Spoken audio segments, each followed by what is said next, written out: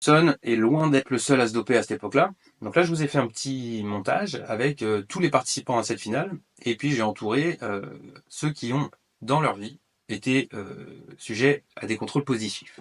Donc on a Linford Christie, on a Carl Lewis, même si c'est pas très connu, on va développer ça un peu plus tard. On a Ben Johnson évidemment, et puis on en a quelques autres.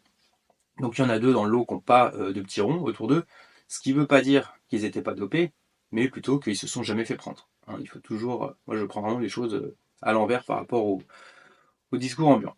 Ce qui est assez clair, c'est que Ben Johnson, c'est l'arbre qui cache la forêt, c'est-à-dire que lui va tomber, lui va être déclassé, on va lui retirer ses médailles, on va retirer ses temps, il va être effacé de l'histoire de l'athlétisme. Ce type-là n'existe plus dans les archives de l'athlétisme, mais il va prendre pour tout le monde. En gros, on en a trouvé un. Alors, c'est le plus important parce qu'il a gagné le 100 mètres olympique, c'est très spectaculaire, mais il va prendre pour tout le monde.